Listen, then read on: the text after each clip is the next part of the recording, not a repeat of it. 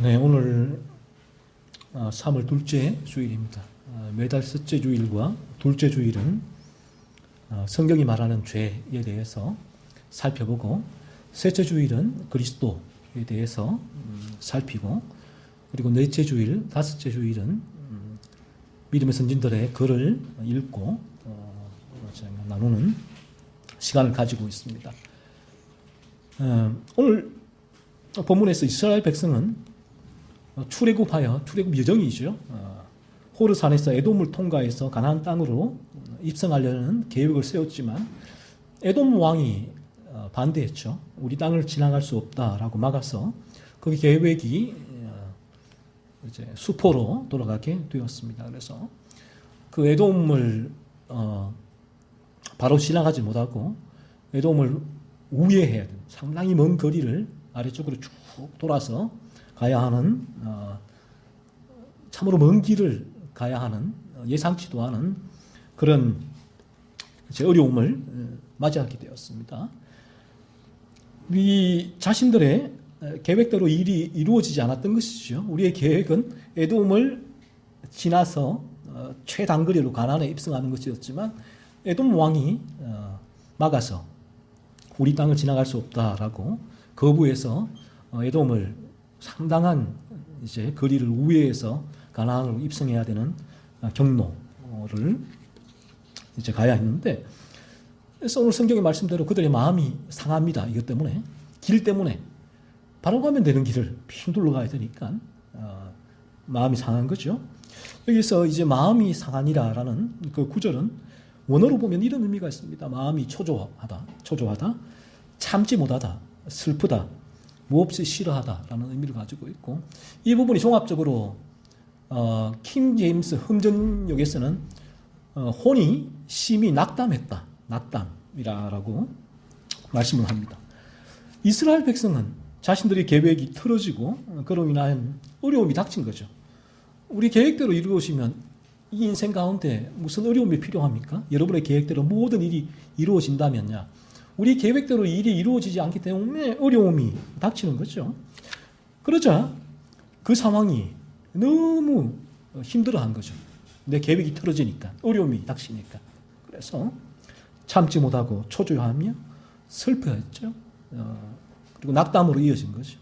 그 상황 앞에서 이스라엘 백성은 어찌할 바를 몰랐습니다.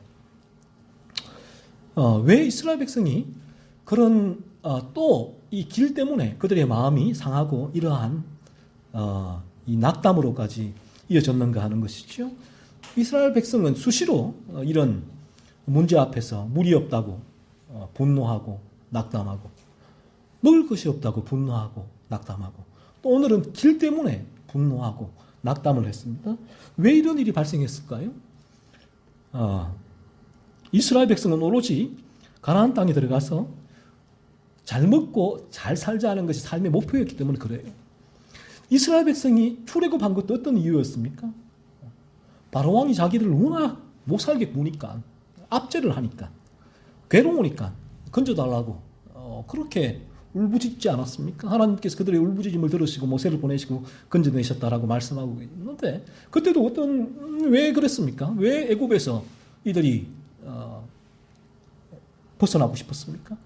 어려우니까, 역경 고난, 힘드니까 좀 건져주십시오.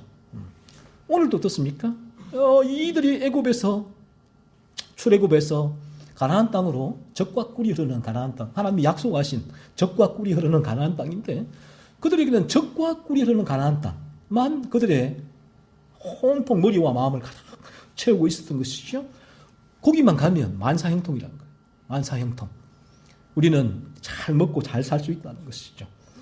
이들의 삶의 목표는 가나안 땅에 들어가서 잘 먹고 잘 사는 것, 평안한 삶을 이 땅 가운데 유지하는 것이 그들의 삶의 목표였다는 것이죠. 자신들이 세운 그러한 삶의 계획이잖아요. 그들의 계획에는 마지막에는 가나안 땅이 있었고, 가나안 땅에서 잘 먹고 잘 사는 것이 그들의 삶의 토대였다는 것이죠. 계획이 토대였고, 그 토대에는 탐욕이 존재했다는 것입니다. 탐욕이 근원이라는 것이죠. 그들의 탐욕이 하나님, 나를 애굽 너무 힘듭니다. 바로 왕의 이 압제에서 이 노예 생활에서 건져달라고 기도했고, 또 오늘 그들의 탐욕이 적과 꿀이 흐르는 가나안 땅에서 잘 먹고 잘 살고 싶었으나 지금 그 길이 때문에 마음이 상한 거죠.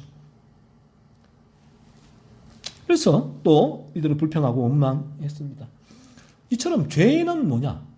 우리 모든 인간은, 성경은 원죄의 지배 가운데 태어나는 존재가 인간이다라고 말씀을 해요. 이 죄는 우리를 지극히 탐욕스러운 존재로 만들어갑니다. 그래서 인간은 자신의 탐욕을 채우기 위하여 살아가는 존재입니다. 죄가 그렇습니다. 그래서 이 죄의 지배 가운데 있는 인간은 이 탐욕을 채워야지만 생존할 수 있기 때문에, 이 탐욕은 죄를 통하여 채울 수 있기 때문에 끊임없이 기쁘게 감사하게 죄를 짓는 것이죠. 탐욕을 채워야 본인이 생존할 수 있기 때문에 그런 것입니다. 그래서 모든 자연인이 그렇습니다. 다른 사람이 죽든 말든 상관이 없다라는 거예요. 나의 탐욕만 채워지면 됩니다. 그래서 인간은 지극히 이기적인 존재다라는 것이죠. 이 성경이 보는 인간론입니다. 제가 말하는 것이 아니라 어떤 우리 인간을 보고 낸 결론이 아니라, 물론 인간이 볼 때도 그런 회의적인 결론을 내겠지만, 그러한 인간에 대한 회의론적인 발언이 아니라 성경이 보는 인간론이에요. 성경이 인간에 대한 어떤 존재인가. 그래서 우리 인간, 나라는 존재에 대해서 정확하게 그 말해주는 곳은 성경밖에 없다. 그래서 진리라는 것이죠. 성경은 우리 인간이 이처럼 원죄로 물들어 있는 존재이기 때문에 지극히 이기적인 존재다. 탐욕을 위하여 살아가는 존재다라고 말씀을 하고 있습니다. 오늘 여러분께서 저희가 지금 민수기를 쭉 이제 지금 첫째 주, 둘째 주에 민수기에서 이스라엘 백성의 죄를 살펴보고 있잖아요. 이스라엘 백성들은 거듭나지 않은 사람들이 대부분이었다라는 것이죠. 이태복 목사도 목사님도 그 안식의 주일에서도 얘기를 하고 있는데 이스라엘 백성은 거듭나지 않은 자들이 대부분이었다라고 했듯이 이들이 거듭나지 않았기에 탐욕이 지배하고 있다는 것이죠. 오늘 본문에 나오는 이 출애굽하고 그 이후에 이스라엘 백성들의 그 생각, 마음, 행동을 살펴보십시오. 얼마나 이기적입니까? 순간순간 그 상황과 환경이래. 에 따라서 그들의 마음과 태도는 돌변합니다. 돌변해요. 애굽에서 건져주시면 감사하고 하나님을 찬양하고, 홍해를 만나면 불평하고 원망하고, 홍해를 건너면 감사하고, 물이 없으면 불평하고 원망하고, 반석을 쪼개고 물이 나오면 감사하고, 또 고기가 없으면 불평하고 원망하고, 만나와 미추라기를 먹이면 그 순간 감사하고, 또 배고프면 불평하고, 또 길 때문에 마음이 상하면 불평하고 원망하고. 이기적인 인간은, 이 죄의 탐욕 가운데 있는 인간은 이처럼 상황과 환경에 따라서 그들의 마음과 태도가 돌변할 수밖에 없는 존재다라는 것이죠. 그래서 이상할 것이 아무것도 없다. 그러니까 이런 부분들을 여러분들도 바라보게 될 때, 여러분도 마찬가지죠. 우리가 죄의 지배 가운데 있다면 우리도 끊임없이 상황과 환경에 따라서 마치 조울증 같아, 조울증. 우리가 주님을 믿고 있다, 그리고 교회에 출석하고 있다면 신앙의 조울증이에요. 하나님께서 내 뜻대로 무언가를 이루어주시면 감사합니다. 찬양하고, 내 뜻대로 이루어지지 않으면 하나님 믿을 수가 있습니까? 조울 왔다 갔다. 이제 이 부분이 믿음의 조울증이라는 거예요. 왜? 상황과 환경이 그를 지배하고 있기 때문에 그런 것입니다. 상황과 환경이 지배한다는 것은 그의 마음에 탐욕이 살아있다는 것이죠. 그래서 죄가 그 탐욕을 통하여 역사하기 때문에 상황과 환경에 따라서 인간은 모든 인간 일희일비 할 수밖에 없죠. 그래서 오늘날에도 교회에 나오는 중요한 목적이, 많은 이제 분들이 이처럼 거듭나지 않게 되어지면 교회에 나오게 될 때, 하나님 아시지요? 제 사업, 제 직장, 우리 가정, 내 건강 아시지요? 이렇게 순탄한 길로 복 내려주실 줄로 믿습니다. 라고 이제 기도하고 예배하고 봉사하고 헌신 충성 봉사하는데 어느 날 사업이 부도가 나고 건강에 적신호가 켜지고 그러면 필립 얀시의 그 책, 그 나오는 신학생, 청년, 하나님 당신께 실망했습니다라고 떠나버려요. 필립 얀시 나오는 그 청년이 신학생임에도 불구하고 그와 같이 그 상황과 환경에 따라서 그 믿음도 왔다 갔다 할 수밖에 없죠. 우리가 거듭나지 않아서 우리도 죄의 집에 가운데 있다면 이스라엘 백성과 똑같아요. 마찬가지라는 것입니다. 우리도 나의 탐욕을 채우기 위하여 살아갈 수밖에 없다는 것입니다. 탐욕 어떻게 채워줍니까? 세상의 가치잖아요. 세상의 가치가 이루어질 때 나의 탐욕이 채워주는데 세상이 가치 있다고 말하는 것이 무엇입니까? 돈이 신이죠. 그리고 건강, 명예입니다. 이것이 우리의 삶의 목표가 되고 이것을 얻기 위하여 살아가게 되는 것입니다. 그래서 이것이 우리를 다른 말로 하면 삶의 목표가 된다는 것은 이것이 우리를 지배하게 된다는 것이죠. 그래서 주님은 마태복음에서 우리 인간은 하나님과 재물을 겸하여 섬길 수 없다라고 말씀을 했지요. 하나님과 재물을 하나님도 섬기면서 재물도 섬길 수 없다는 것입니다. 우리가 하나님의 지배를 받든지 아니면 그 이외에 세상의 지배를 받든지 둘 중에 하나다라는 것입니다. 이처럼 오늘 이스라엘 백성의 삶에 예기치 않은 어려움이 찾아왔습니다. 그들의 삶의 목표는 탐욕을 채우는 것이었는데 예기치 않은 어려움, 그 길을 빙 둘러서 가야 되는 그 수고로움이 그 탐욕에 스크래치를 냈죠. 그 탐욕을 채워주지 못했습니다. 그 탐욕을 비워라라고 한 거죠.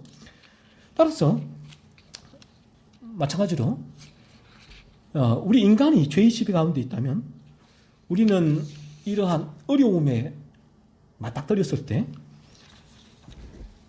나 자신만을 바라보게 됩니다. 인간은 나 자신만을 그 어려움 앞에서 그 상황과 환경 앞에 서 있는 나 자신 그 어려움만을 바라보게 되죠.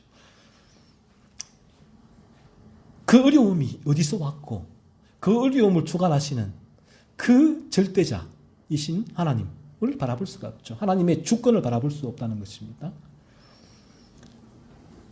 우리가 어려움이 우리에게 왔을 때에 하나님의 주권, 그 어려움을 주신 분도 하나님이시다는 것이죠. 하나님의 계획이 있다는 거예요. 뜻이 있다는 것이죠. 그 하나님의 주권을 바라보지 못하고 그 어려움만 주시하고 그 상황과 환경에서 내가 겪고 있는 어려움만 주시하고 나 자신만을 바라보고 있는 거예요. 그 어려움에 겪고 있는 나 자신만을 바라보고 있고 그래서 그 상황과 환경에 나 자신이 의미를 부여하는 것이죠. 그래서 그 어려움을 극복하기 위해 어떻게 합니까? 그 상황과 환경을 내가 해결하려고 애를 쓰는 것이죠. 스스로의 힘에만 의존하는 것이죠. 이것이 죄라라는 사실을 알아야 합니다. 죄로 인하여 인간은 하나님의 주권을 바라보지 못합니다.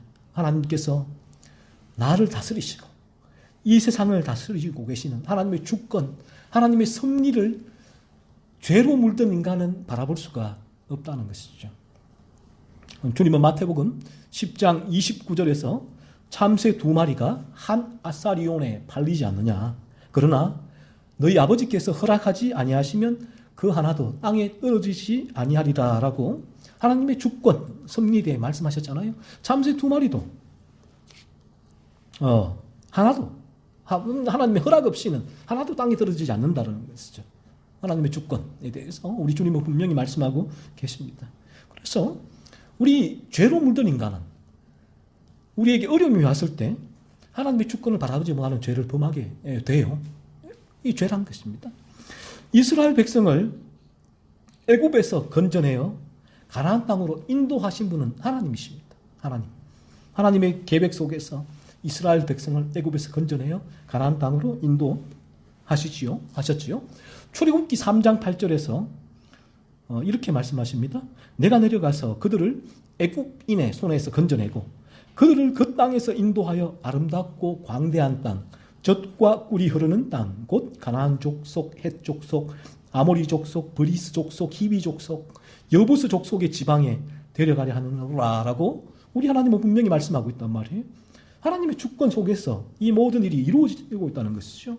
그리고 수많은 이 구절들을 통해서 하나님께서는 이스라엘 백성을 내가 이와 같이 너희를 애굽에서 건져서 광야 생활을 하게 하시고 광야를 거쳐서 가나안 땅으로 최종 인도하고 계시다라고 말씀을 하셨죠.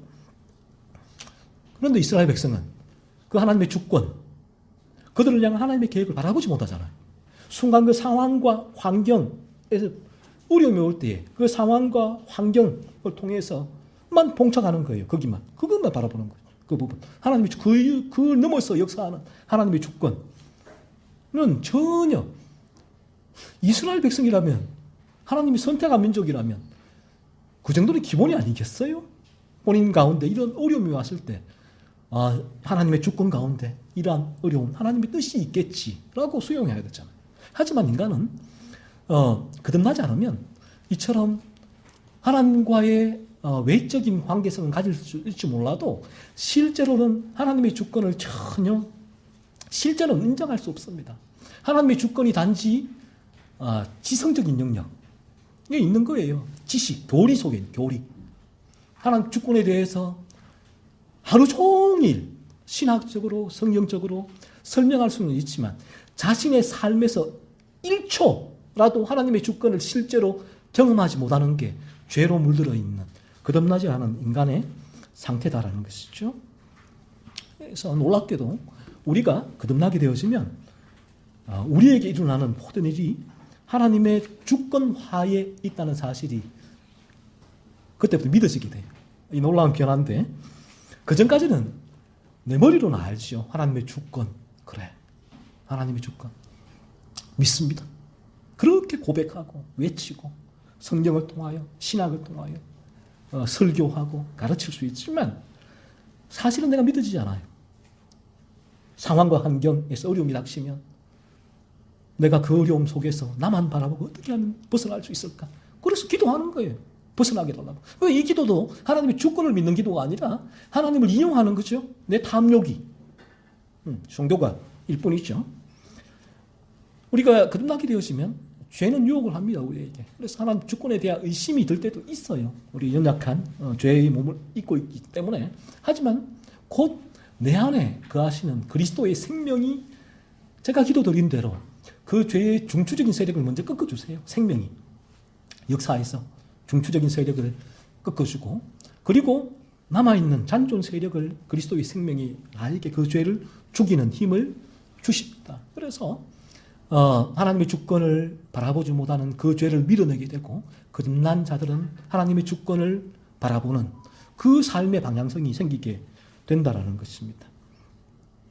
그래서 내 인생을 이끌어가시는 신실하신 하나님을 실제로 인정하며 바라보며 의지하게 되는 것이죠. 이것이 우리가 거듭날 때에 우리에게 죄가 죽어질 때 우리에게 일어나는 이 거룩한 삶의 거룩한 도잉 삶이라는 것입니다. 자연스럽게 우리에게 일어나는 삶이 된다는 것입니다. 거듭나게 되면 우리는 어떠한 우리에게 어려움이 왔을 때, 내 계획이 비끄러질 때, 내 계획대로 전혀 하나도 어떠한 일도 이루어지지 않을 때, 그때도 거듭난 영혼은 변함없이 하나님의 주권을 바라보게 됩니다. 이 부분이 주권을 바라보십시오, 하나님을 의지하십시오라고 해서 의지할 수 있는 것도, 바라볼 수 있는 것도 아니에요. 왜요? 내 안에 예수의 생명이 들어올 때만 그 생명이 그렇게 내 안에 작동할 때에 그러한 도잉이 변화된 존재에서 나오는 도잉일 뿐이다. 그죠? 그래서 그 부분이 가능하다는 것이죠. 이리와 양의 목자는 어떻습니까? 서로 대적의 관계에 있잖아요. 서로 원수의 관계가 있습니다. 이리는 양을 잡아먹으려고 하고 목자는 양을 지키려고 한다는 것이죠. 하지만 우리가 거듭나기 전에는 우리의 본성, 빙이 존재가 일이었는데 하지만 거듭나게 되어지면 우리의 본성이 변해요. 이 악한 이리가 조금 개선되어져서 착한 이리가 되는 것이 아니라 닭을 2마리 훔쳐먹던 이리가 거듭남으로 개선되어져서 닭을 1마리 훔쳐먹는 이리로 바뀌는 것이 아니라 거듭나게 되어지면 이리가 양으로 바뀐다는 거예요. 그래서 이제 양은 어떻습니까? 목자의 돌보심, 보호 가운데 거하게 되지요. 그래서 이제 목자의 돌보심 받는데 그때부터 양은 어떻습니까? 목자의 음성을 듣게 돼요. 양은 목자의 음성을 안다라고 했듯이. 그리고 목자의 인도를 따라 살아가게 됩니다. 일이 이때는 내 마음대로 내가 다 훔쳐먹고 내 마음대로 살아갔다면 이제 양이 되어지면 양은 목자의 음성을 듣게 되죠. 그리고 목자의 인도를 따라서 살아가게 되고 이제 이리가 양을 해치려면 목자가 양을 보호하게 되는 것이죠. 목자이신 주님이 양인 거듭난 존재를 돌보게 됩니다. 이러한 변화가 거듭남이라는 것이죠. 그래서 우리가 거듭나게 되어지면 그때부터 양이 되니까 양은 목자의 음성을 알고 목자의 인도를 따르게 돼요. 이 부분이 하나님의 주권을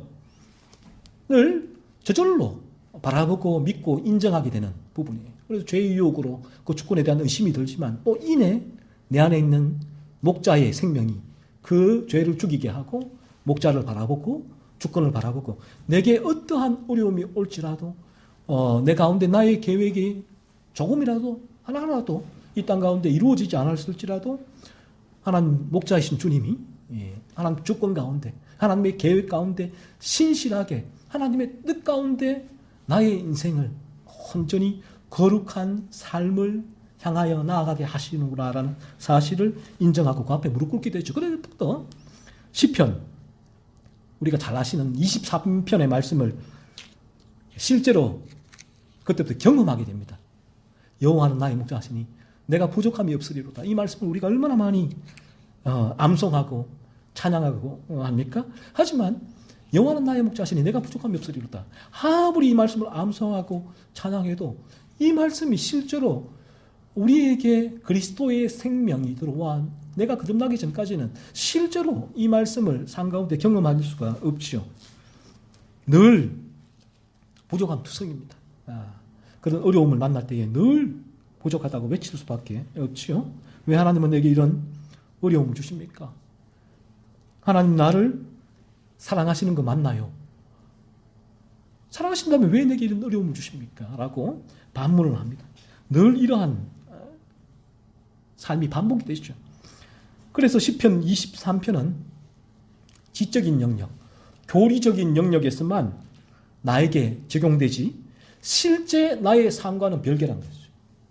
평행선을 걷는다. 그래서 시편 23편은 우리에게 거듭나지 않으면 이 시편 23편의 외침은 실제 나의 삶과는 동떨어져 있는 공허한 외침이 될 수밖에 없다라는 것입니다. 하지만 이런 사람이 거듭나게 되어지면 시편 23편의 말씀이 실제가 됩니다. 비로소 이 말씀이 이해가 돼요. 그랬어요. 그래서 저는 이제 우리가 사실 거듭나게 될 때에 성경이 열린다라는 표현을 쓰긴 하는데 그 말씀이 이런 의미예요. 그 전까지는 내 머리로 알던 성경이 거듭나게 될 때 이 말씀이 이런 의미구나.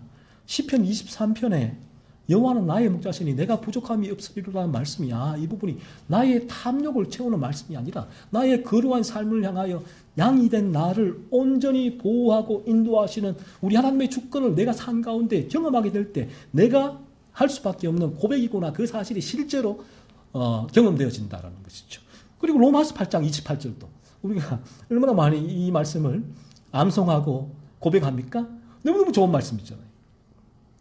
어떤 말씀이냐? 하나님을 사랑하는 자, 곧 그의 뜻대로 부르심을 입은 자들에게는 모든 것이 합력하여 선을 이룬다라는 이 말씀이요. 그래서 이 말씀도 우리의 탐욕은 이 말씀을 왜곡시키죠. 나 중심으로. 나의 기준으로 왜곡시킨단 말이에요. 하나님의 주권이 아니라 나의 주권으로. 그래, 모든 것이 합력하여 선을 이루지. 하나님, 제가 이런 시험에 응시했습니다. 합격해야 됩니다. 선을 이루어야죠. 제가 직장에 일을 냈는데 합격해야 됩니다. 선을 이루어야죠. 하나님, 제가 이 일을 계획합니다. 성공해야지요. 합력의 선을 이루어야죠. 전혀 그렇지가 않지요. 이 말씀은 모든 것이 합력하여 선을 이룬다. 하나님의 주권 가운데 이루어지는 선이에요. 하나님의 주권 가운데 하나님께서 나의 뜻대로 하나도 내 뜻대로 이루어지지 않아도 하나님의 주권 가운데 나를 온전히 양으로 돌보시고 인도하심으로 온전히 나의 거룩을 이루어가시고 촉진시키는 하나님의 그 주권적인 인도하심을 경험하게 된다는 것이죠. 그리고 또 마태복음 6장 33절 이 말씀도 마찬가지잖아요. 너희는 먼저 그의 나라와 그의 의를 구하라. 그리하면 이 모든 것을 너희에게 더하시리라는 이 말씀이 우리의 탐욕은 이 모든 것을 너희에게 더하시리라. 여기에 집중이 되잖아요. 이 모든 것이 너에게 더하시리라. 그래. 하나님의 나라와 의를 구하자. 그러면 이 모든 것을 주실 거야. 이 땅 가운데 적과 꿀이 흐르는 가나안 땅으로 하나님께서 나를 인도하실 거야. 여기서 내가 기도하면, 신앙생활 잘하면 이렇게 여전히 그의 탐욕에서 우러나오는 해석이죠. 하지만 이 부분이 우리에게 거듭나서 예수의 생명이 우리 안에 작동하면, 살아 숨쉬면 비로소 이 말씀이 먼저 그 나라와 의를 구하는 것이 이것이구나. 하나님의 나라와 의가 거룩한 나라, 내 안에 이루어지는 그 거룩, 죄가 죽어지는 그 나라를 사모하며 나아갈 때에 이 모든 것을 너에게 다 하시는구나. 나의 모든 인생은 하나님이 책임져 주시는구나. 내가 나의 탐욕을 채우는 것이 아니라 하나님의 주권 가운데 책임지고 인도하시는구나. 그 사실이 실제로 경험하게 되는 거죠. 그래서 말씀이 실제로 나에게 적용이 되어지는 것입니다. 그전까지는 아무리 말씀을 큐티를 한다, PBS를 한다, 그렇게 분석하고 연구하고 적용을 해도 이 지식적으로는 너무나 깊이 있게 성경을 연구했는데 그 연구한 성경이 하나도 내 삶에 적용이 되지는 않아요. 삶에. 왜? 내 안에 여전히 탐욕이 살아있으니까, 죄가 활동하고 있으니까, 그리스도의 생명이 역사하지 않으니까, 이 말씀은 그리스도의 생명이 역사할 때만 내 안에서 실제가 된다라는 것이죠. 그래서 거듭나지 않게 되어지면 우리에게 어려움이 닥칠 때 그 어려움을 하나님의 주권 가운데 일어나는 일로 바라볼 수가 없다라는 것입니다. 어려움은 내 뜻에 위배되는 일이기에 일어나서는 안 되는 일이라고 여긴단 말이에요. 이스라엘 백성, 이건 일어나서는 안 돼. 우리는 에돔 땅을 가로질러 가나안 땅으로 입성해야 돼. 에돔 반대에서 돌로 가야 돼. 일어나면 안 돼. 일어나면 안 돼. 라고 외치지 않는다라는 것이죠.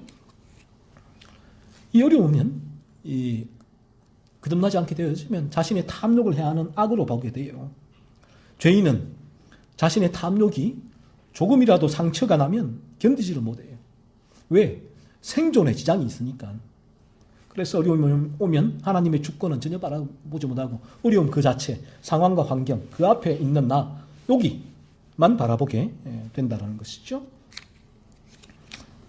그래서 이 부분이 인간이 범하는 죄다라는 것이 인간에게 모든 죄인이 하나님 주권을 바라보지 못하고 이 어려움과 상황만 바라보며 자신이 그 어려움과 상황 앞에서 자신의 힘으로 괴로워하고 고통하며 해결하려고 하는 몸부림을 치는 부분이 죄다라는 것이죠. 그리고 이러한 어려움 앞에서 이 탐욕은 또 다른 죄로 우리를 인도하는데, 이 거듭나지 않은 죄인은 이 탐욕으로 말미암아서 낙담을 하게 돼요. 그리고 분노하고 원망하고 불평하는 죄를 짓게 됩니다. 앞에서 말했듯이 마음이 상하다라는 의미는 제가 얘기했죠. 참지 못한다, 조급해한다, 슬퍼한다, 그리고 결론적으로 낙담한다라는 것인데, 죄인된 인간은 이 어려움이 왔을 때에 이 죄가 탐욕의 스위치를 누릅니다. 스타팅 버튼이죠. 탁 눌러버려요. 그러면 어려움 앞에서 그 탐욕이 막 기계가 돌아가요. 작동을 내 안에서 막 하게 되는데, 그 어려움이 탐욕의 스위치를 누르는 그 순간 우리의 마음은 그 어려움으로 인하여 조급함이 생기죠. 초조함이 생기죠. 참지 못하게 되고 슬픔이 일어나게 되고, 그리고 이 모든 것이 종합적으로 낙담으로 이어지게 됩니다. 어려움 앞에서 어쩔 줄 몰라요. 어디로 갈까? 어떻게 해야 되나? 뭘 해야 되나? 그래서 염려와 걱정과 근심이 그를 짓누르지요. 막 짓눌러요. 막 짓눌릅니다. 어떻게 해야 하나? 무엇을 해야 되나? 어떻게 할까? 어떻게 하면 벗어날 수 있을까라는 생각이 그를 지배합니다. 지배해서 계속 그를 염려하고 근심하게 하고 낙담과 절망으로 몰아가지. 그리고 이 탐욕은 또 그를 분노하게 만든다. 분노. 그 어려움을 통해서 분노하게 만든다. 어떤 분노입니까? 왜 하필 나에게 이런 어려움이 왔는가 하는 것이죠. 왜 내가 이런 어려움을 겪어야 하는 거예요? 이 수많은 사람들 중에 왜 하필 내가 이런 어려움을 겪어야 하는 것이죠? 이런 분노가 일어나게 되는 것입니다. 그리고 분노가 이제 그의 환경이죠. 어려움을 처하게 된 환경과 그 어려움을 가지고 온 대상을 막 엮어요. 이 분노가. 뜨개질하듯이. 막 엮어서 원망, 불평, 험담하게 됩니다. 그래야 자신의 탐욕이 채워져요. 스크래치 난 탐욕이 그래야 회복이 되거든요. 그래야 생존할 수 있단 말이에요. 죄인된 인간의 탐욕이 죽으면, 탐욕 스크래치가 나면 그의 생존이 할 수 없을 것 같은, 숨을 쉴 수 없다는 거예요. 막 목이 쫄리고 물에 빠져서 숨을 쉴 수 없듯이 그러한 상황에 처하기 때문에 죄인된 인간은 빨리 인공호흡을 해야 돼요. 그게 뭐예요? 탐욕을 채우는 것. 죄로 말미암아서. 그래서 분노하는 거예요. 낙담하고 분노하고, 그리고 그 어려움에 처한 그 어려움 앞에서 누군가를, 환경을 탓하고 그 엮어서 누군가를 비난하고 원망하고 불평해야 하는 것입니다. 이스라엘 백성은 심지어 하나님을 향하여서도 원망했다라고 오늘 본문을 말하고 있잖아요. 이스라엘 백성이 뭐 모세와 아론은 말할 것도 없고 하나님을 향하여서도 수시로 원망을 했는데 죄인된 인간은 이와 같습니다.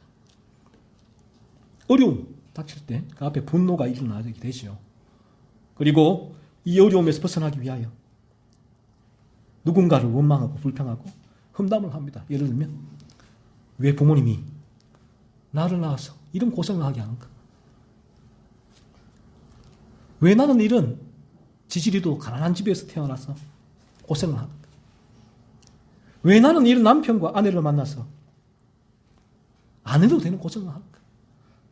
왜 하필 이런 직장에서 고생을 하는가? 어찌하여 끝이 없어요. 어찌하여 그의 인생은 점점 분노로 가득 차게 되죠.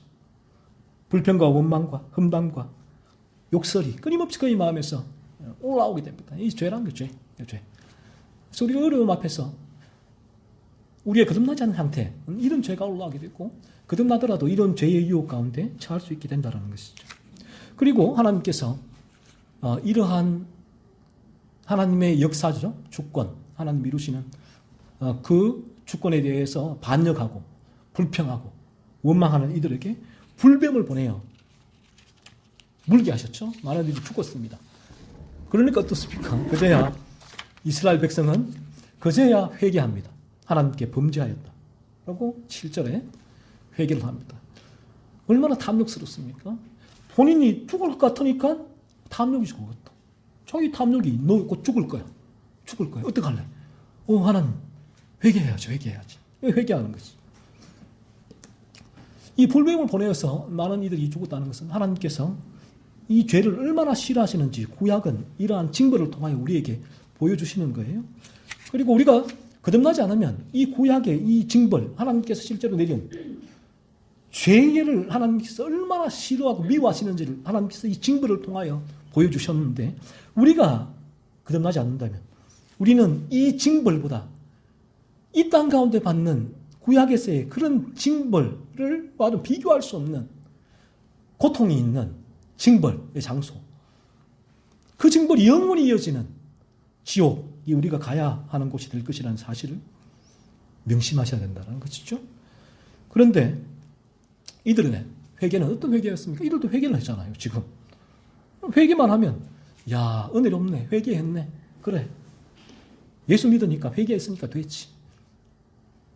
이들의 회개는 진실한 회개가 아니었죠. 이 회개도 말씀드린 대로 탐욕에서 일어난 회개였죠. 그 순간 그 상황과 어려움에 또 어려움이 닥친 거예요. 죽을 것 같거든요. 불뱀을 보내고 막 물어서 다 죽으니까 본인도 죽을 것 같거든요. 그러니까 이 상황 또 어려움이 닥쳤단 말이에요.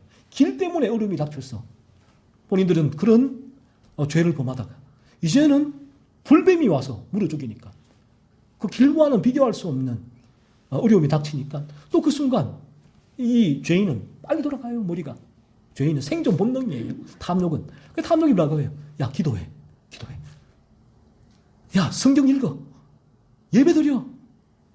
신앙서적 읽어. 이렇게 그 탐욕이 부추기는 거예요. 그러니까 즉시 이스라엘 백성이 회개기도를 하잖아요. 회개기도. 이 뱀들을, 그런데 회개의 목적이 뭡니까? 이 뱀들을 우리에게서 떠나게 하소서. 라는 그 목적을 이루기 위한 그 탐욕에서 일어난 진실적인 회개가 아닌 형식적인 회개였다는 것이죠. 우리가 그러하지 않으면 우리에게 기독교는 종교가 될 수밖에 없다는 것입니다. 그래서 우리는 끊임없이 종교 생활을 할 수밖에 없고 이 종교의 목적은 뭐냐? 나의 삶의 암이 더 이상 또 더해야다 아니다. 하나님은 나에게 이 땅 가운데 복을 주시는 분 더 이상도 더해야도 아니라는 것이죠. 그래서 이 죄의 지배 가운데 있는 인간은 이 탐욕이 생명의 기독교, 이 능력의 복음을 종교로 변질시켜 버렸잖아요. 그래서 우리가 이제 우리의 기도가 마찬가지입니다. 우리의 기도가 이 땅에서 겪는 어려움을 제거하고 평안한 삶을 살기 위해서라면, 그것이 목적이라면 이것도 어려움 앞에서 탐욕이 일으키는 위선의 죄다라는 사실을 기억해야 된다라는 것입니다. 오늘날 교회에서 저희가 흔히 이제 예전에 제가 사역을 할 때 하는 말이 있습니다. 어느 날 보이지 않던 분이 이 새벽 기도에 열심히 나오게 된다면 어떤 그분이 어려움에 처하고 있을 것이다라고 그런 얘기를 하는데, 이제 그처럼 저는 종교는 내가 봉착한 그 어려움에서 벗어나기 위한 하나의 탈출구죠. 이렇게 되어지면 이 모든 기독교, 복음, 하나님은 사실은 내가 만들어낸 신일 뿐이에요. 어거스틴도 그 얘기를 하고 있습니다. 그 믿음이 참 하나님을 바라고 내 죄를 바라보고 나에게 그런 거룩을 향하여 나가는 부분이 아니고 나 자신을 위한 것이라면, 나 자신에서 나오는 나 자신을 위한 기도, 그런 믿음 생활이라면 그 믿음은 대상은 바로 신은 나 자신이다 라고 어거스틴이 그런 얘기를 했습니다. 자, 오늘 우리가 이 어려움 앞에 처했을 때에 죄에 대해 살펴보았습니다. 여러분은 어려움 앞에 있을 때 안가요? 우리가 이 이스라엘 백성들, 어려움 앞에 처한 이스라엘 백성들의 죄를 살펴보면서 여러분의 죄를 계속 살펴야 되는 것입니다. 내가 어려움 앞에 처했을 때 내 안에는 이 탐욕이 작동해서 단지 이 어려움을 피하게 하고 있지 않은가? 하나님의 주권을 바라보지 못하게 하고 있지 않은가? 어려움으로 인하여 낙담하고 분노하고 불평하고 원망과 흠담과 욕설을 삼고 있지 않은가? 어려움이 인하여 이 염려와 근심이 나를 가득 지배하고 있지 않은가? 단지 이 어려움에서 벗어나기 위하여 하나님을 찾고 있지 않은가? 우리의 죄란 것이죠. 이 죄. 이 죄를 계속해서 찾아보십시오. 계속해서 이러한 수시로 다음 한 주간에도 여러분 안에서 존재하고 일어나는 죄들을 계속 살필 때에 성령은 이 부분이 이스라엘 백성을 통하여 우리에게 보여주는 죄래요. 원죄에 물든 인간은 이런 어려움 앞에서 할 때 이러한 죄를 범할 수밖에 없다는 것이죠. 거듭나게 되어지면 정반대의 삶이 주어지게 되겠죠. 그래서 여러분에게 정반대의 삶이 있다면 나에게 이런 거듭난 그리스도 생명이 내 안에 살아 숨쉬는구나 라는 부분들을 확인할 수가 있을 터이고, 그리고 이 부분이 더더욱 우리 안에 죄의 유혹이 올 때 거듭난 분들은 그 죄를 죽이는 삶을 살 수 있게 될 것이고, 그렇지 않은 분들은 이 말씀을 통해 여러분의 죄를 계속 살피십시오. 여러분의 죄를 살피고 내 안에 이 죄인데 이 죄가 일어날 수밖에 없구나. 내 안에 내가 어찌할 수 없구나. 이 죄를 어려움 앞에서 나는 이러한 하나님의 주권과 양이신 목자와 오히려 하나님이 나를 인도하시는 그 하나님의 인도하심을 바라볼 수 없는 그러한 나의 상태, 내가 내 힘으로 어쩔 수 없구나. 그러면 이러한 죄에서 어떻게 벗어날 수 있는가 할 때 성령께서 여러분을 죄를 깨닫게 하시고 그 죄를 통해서 그렇구나. 그리스도의 십자가, 그리스도의 보혈, 주님만이 나를 이러한 죄에서 건져낼 수가 있구나. 이 죄에서 나는 벗어날 수 없는 존재야. 나는 원죄로 물들어 있어서 나는 이 죄에서 손가락 하나도 까딱할 수 없는 존재가 나야. 라는 그런 깨달음으로 성령께서 여러분을 인도해 주십니다. 그래서 다음 한 주간도 여러분의 죄를 살피십시오. 계속해서 이러한 말씀을 통해서 여러분의 죄를 살피시고 거듭남을 간절히 소원하시고 그리고 거듭나신 분들은 거룩함, 온전한 거룩함을 소원하시고 죄를 살피는 한 주간의 삶을 살아가시기를 바랍니다.